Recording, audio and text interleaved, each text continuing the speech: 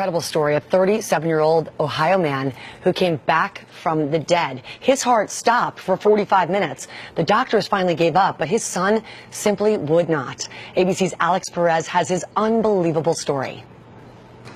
It's the miracle Tony Yali doesn't understand, but will never, ever forget. I never realized anything was wrong. He says his evening 2 weeks ago began just like the rest. I went to bed like normal that night.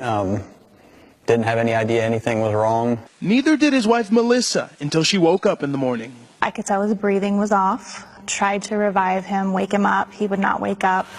In a panic, the family called an ambulance and rushed to the hospital. Doctors frantically searching for the problem. They anticipated that they would find some type of heart blockage. The doctor came out and said they could not find any blockages in his heart. Through the day, medical teams couldn't figure out what was wrong with Tony. Then, in the afternoon, his heart stopped beating, and for 50 minutes stayed that way. The doctors scrambled to revive him, to no avail. There was no spontaneous blood pressure or pulse. With very heavy hearts, we had to stop, and we pronounced him actually dead. For Tony's daughter, Kirsten, it was simply too much to bear. I felt like a piece of my heart had just been ripped out.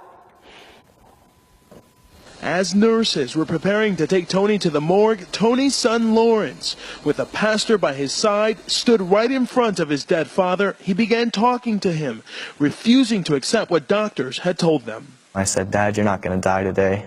Then came something science can't seem to explain. It took about 3 steps, and my pastor, Paul, he got my attention. He said, "Lawrence, there's a heartbeat." On the lone heart monitor still attached to him, a flutter. Tony's heart had somehow started beating again. The greatest thing in the world is when we were told after he was gone, pronounced dead, that he's got a heartbeat. Even the doctors are agreeing it's a miracle. Tony says he has no memory of what happened. He now has a pacemaker and a defibrillator, but his heart, it seems, normal, especially for a man who appears to have returned from the dead.